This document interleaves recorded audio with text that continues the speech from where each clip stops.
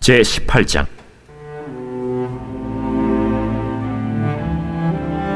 여호와께서 마므레의 상수리 나무들이 있는 곳에서 아브라함에게 나타나시니라. 날이 뜨거울 때 그가 장막문에 앉아 있다가 눈을 들어본즉 사람 셋이 맞은편에 서 있는지라. 그가 그들을 보자 곧 장막문에서 달려나가 영접하며 몸을 땅에 굽혀 내 주여, 내가 주께 은혜를 입어 싸우면 원하건대 총을 떠나 지나가지 마시옵고 물을 조금 가져오게 하사 당신들의 발을 씻으시고 나무 아래에서 쉬소서. 내가 떡을 조금 가져오리니 당신들의 마음을 상쾌하게 하신 후에 지나가소서. 당신들이 종에게 오셨음이니이다. 내 말대로 그리하라. 아브라함이 급히 장막으로 가서 사라에게 이르되 척히 고운 가루 세 알을 가져다가 반죽하여 떡을 만들라. 아브라함이 또 가축대 있는 곳으로 달려가서 기름지고 좋은 송아지를 잡아 하인에게 주니 그가 급히 요리한지라. 아브라함이 엉긴 젖과 우유와 하인이 요리한 송아지를 가져다가 그들 앞에 차려놓고 나무 아래에 모셔 섬에 그들이 먹으니라. 그들이 아브라함에게 이르되 내 아내 사라가 어디 있느냐? 장막에 있나이다. 내년 이맘때 내가 반드시 내게로 돌아오리니 내 아내 사라에게 아들이 있으리라. 사라가 그 뒤 장막문에서 들었더라. 아브라함과 사라는 나이가 많아 늙었고 사라에게는 여성의 생리가 끊어졌는지라. 사라가 속으로 웃고 이르되 내가 노쇠하였고 내 주인도 늙었으니 내게 무슨 즐거움이 있으리요. 여호와께서 아브라함에게 이르시되 사라가 왜 웃으며 이르기를 내가 늙었거늘 어떻게 아들을 낳으리요 하느냐? 여호와께 능하지 못한 일이 있겠느냐? 기한이 이를 때 내가 내게로 돌아오리니 사라에게 아들이 있으리라. 사라가 두려워서 부인하여 이르되 내가 웃지 아니하였나이다. 아니라 내가 웃었느니라. 그 사람들이 거기서 일어나서 소돔으로 향하고 아브라함은 그들을 전송하러 함께 나가니라. 여호와께서 이르시되 내가 하려는 것을 아브라함에게 숨기겠느냐? 아브라함은 강대한 나라가 되고 천하 만민은 그로 말미암아 복을 받게 될 것이 아니냐? 내가 그로 그 자식과 건숙에게 명하여 여호와의 도를 지켜 의와 공도를 행하게 하려고 그를 택하였나니 이는 나 여호와가 아브라함에게 대하여 말한 일을 이루려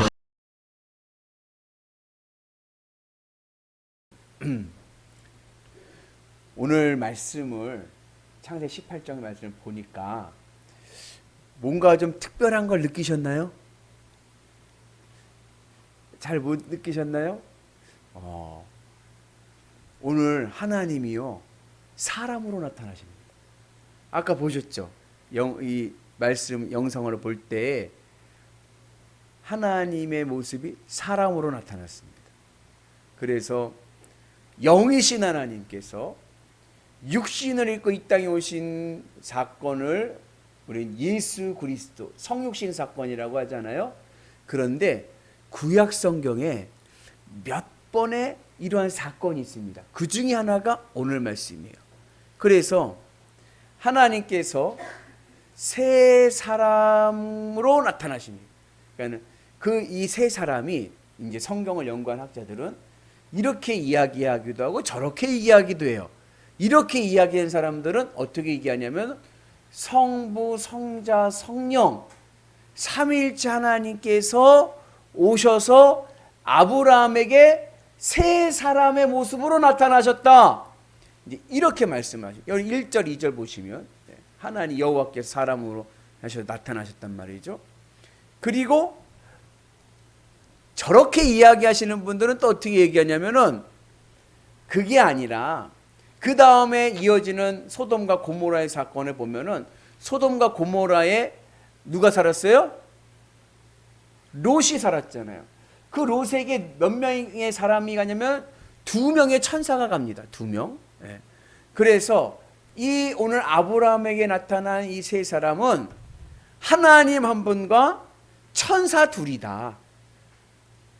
그래서 둘은 소돔과 고모라로 가서 롯에게 가서 앞으로 멸망할 것을 이야기하는 그런 소돔과 고모라의 심판에 대한 메시지를 전하고, 하나님은 가지 아니하시고 아브라함과 뭐예요? 심판에 대해서 50명이면 심판을 멈추시겠습니까? 아니면 45명이면 멈추시겠습니까? 아브라함과 이야기를 하죠. 이제 그러한 이야기다. 그래서 성부, 성자, 성령 삼위일체 하나님께서 사람의 모습으로 나타나셨다라고 이야기도 하고, 또는 하나님 한 분과 그리고 두 천사가 오늘 사람의 모습으로 나타나셨다, 이렇게 이야기하기도 합니다.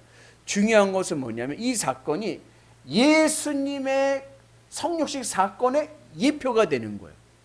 구약에 나오는 몇 안 되는 아주 중요하고 특이한 본문 중에 한 말씀입니다. 아브라함이 마물의 상수리 아래에서 쉬고 있는데 세 사람이 나타났습니다. 근데 이 세 사람 중에 한 분은 하나님이신 거예요. 성경에 기록을 할 때 아주 독특한 특징이 하나 있어요. 오경, 특별히 모세가 창세기, 출애굽기, 레위기, 민수기, 신명기를 쓸 때 아주 독특한 표현의 양식이 하나가 있는데, 그것은 뭐냐면 신앙의 적자, 그러니까 믿음의 사람들 있지 않습니까? 아브라함, 이삭, 야곱, 모세, 이렇게 신앙의 적자들에게는 하나님께서 직접 스피치, 하나님의 입말로 직접 말씀하시거나 아니면 사람을 통해서 말씀하십니다. 오늘도 보니까는 18장에서 하나님이 뭐로 나타나셔서 사람으로 표현하는 거예요.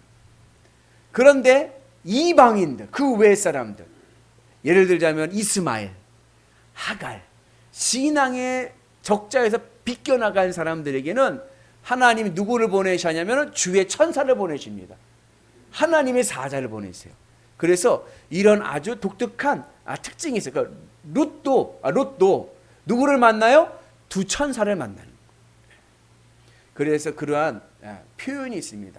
그 왜 하나님을 사람이라고 이야기합니까? 그것은 이제 모세가 기록할 때 나타나는 또 하나님의 또 성육신 사건과 연결되는 하나님의 신비예요. 우리가 이걸 다 이해할 수는 없죠. 그런데 오늘 하나님께서 사람의 형상으로, 사람의 모습으로 아브라함에게 나타나셨습니다. 그래서 아브라함이 하나님 앞에 바짝 엎드리고 하나님과 함께 온 이 세 사람을 어떻게 해요? 극진히 대접하는 거예요. 여기에 중요한 신앙의 교훈이 하나 있는데, 오늘 말씀의 제목이 뭐예요? 은혜를 입었사오면. 그죠? 은혜라고 하는 이 단어의 새로운 의미를 우리는 오늘 깨닫게 됩니다. 그래서 은혜라는 단어의 뜻은 뭐냐면 카리스인데 선물이에요, 선물. 근데 선물도 그냥 선물이 아니라 아주 비싸고 아주 소중한 선물이에요. 예를 들어서 여러분 그냥 길거리에 있는 5,000원짜리 가방을 선물로 하면 어때요? 그러면 아유 뭐 고마워. 그리고서는 그냥 할 수도 있지만, 아유 명품 몇백만 원짜리 가방을 선물하면 어떻게 돼요? 우리 한옥자 성도님, 아이고 뭐 이런 걸 다 그죠? 너무 좋아하죠. 아니 그냥 누군가가 나에게 막 차를 선물해 주는, 차를 선물해 주는데 큰맘 먹고 차를 티코를 선물해 줘도 고마워, 그죠? 아유 고마워요, 잘 쓸게요 그러는데, 벤츠를 선물로 하면 어떻게 돼요? 아유 이걸 어떻게 타나, 그냥 너무 고맙고, 그 은혜를 준 사람에게 어떤 마음이 들어요? 고마움이 들어요. 그죠? 은혜라는 것은 싸구려가 아니라 아주 비싸고 아주 중요한 선물, 귀한 선물을 주는 거예요. 그래서 은혜 받았다고 하죠. 은혜는 내가 선물 받았다는 거예요. 선물. 그리고 우리가 또 이 은혜, 그런 귀한 선물을 받으면 마음에 뭐가 와요? 기쁨이 오죠. 기쁨. 그래서 예배드리고 말씀을 듣고 교회 일을 하다가 기쁨이 오면 뭐라고 그래요? 우리 은혜 받았습니다. 그래, 은혜 받았습니다. 그런데 오늘 이 아브라함에게 은혜는 좀 주체가 달라졌어요. 그러니까는 우리가 알고 있는 기존의 은혜는 주체가 나예요. 내가 기쁘고 내가 고맙고 내가 감사하면 은혜 받았다고 그래요. 그런데 오늘 아브라함에게서 은혜는 어떠한 것이 은혜냐면 오늘 5절의 말씀에 보면 뭐라고 이야기하냐면 상쾌하신 후에 지나가소서 그래요. 상쾌하신 후에. 그리고 3절에서 은혜를 입어 싸우면이라고 말씀합니다. 이 3절과 5절의 말씀을 우리가 연결해서 이해를 하면 어떠한 이해가 되냐면 주님, 내가 주님께 은혜를 입었다 하면 제가 주님께 은혜를 받았다고 하면 제가 주님의 마음을 상쾌하게 할 수 있도록 섬길 수 있도록 해주세요. 이렇게 이야기합니다. 그래서 아브라함에게 있어서 은혜는 뭐냐? 하나님의 마음을 상쾌하도록 섬기는 거예요. 그러니까 기존의 은혜는 내가 받는 거예요. 내가 선물을 받는 거예요. 주체가 나였어요. 근데 아브라함에게 은혜는 내가 받는 게 아니라 내가 하나님께 섬김으로 하나님의 마음이 어떻게? 상쾌해지는 거예요. 하나님의 마음에 기쁨이 되는 게 내가 은혜 받은 거예요. 할렐루야. 그래서 오늘 여러분들 주님의 은 안에서 은혜 받는 삶을 살기를 축복합니다. 그래서 우리가 신앙의 이 주체가 내가 아니라 하나님이 되어서 이제 이전까지 내가 기쁘고 내가 즐거우면 내가 은혜 받은 거였어. 그런데 이제는 내가 하나님을 섬겨서 하나님이 기쁘고 하나님이 마음이 상쾌해지시면 내가 은혜 받은 거예요. 내가 교회 일에서 섬김을 통해서 막 이렇게 힘들고 어렵게 섬겼는데 그 섬김을 통하여 교우들이 기뻐하고 하나님이 기뻐하고 교회 모든 것이 다 화목해지면 그 내가 희생하고 섬긴 그 손길에 내 마음에 뿌듯함이 오고 감사가 오고 야, 나 같은 걸 하나님께 쓰셔서 우리 교우들이 이게 배 터지게 먹고 기쁘고 행복한 모습을 보니까 감사하다. 은혜가 되는 거예요. 아브라함의 은혜가 오늘 그러한 은혜입니다. 하나님을 최선을 다해 섬겨서 하나님의 마음이 상쾌해지도록 우리의 삶이 그러한 삶이 되기를 주님의 이름으로 축복합니다. 그래서 우리가 은혜 받는 삶을 통하여 은혜를 전하는 은혜가 있기를 축복합니다. 그리고 이어지는 이야기에서 하나님께서 아브라함에게 이삭에 대한 이야기를 한 번 더 이야기하세요. 근데 그 이야기를 천막 뒤에 있던 누가 들었어요? 사라가 들었어요. 그죠? 근데 사라가 어떻게 했어요? 웃었어요. 하나님께서 사라에게 말씀하죠. 너 왜 웃냐? 그랬더니 사라가 뭐라 그래요? 안 웃었는데요? 아니, 너 웃었다. 왜 하나님께서 사라에게 너 왜 웃어? 라고 물어보셨을까요? 사라의 웃음이 비웃음이었기 때문에 그래요. 앞에 창세기 17장에서 아브라함이 웃었어요. 그때 하나님께 너 왜 웃어? 라고 물어봐요? 아니요. 아브라함의 웃음은 믿음의 감탄사였어요. 무슨 얘기냐면 하나님께서 아브라함에게 이삭을 낳을 것이다.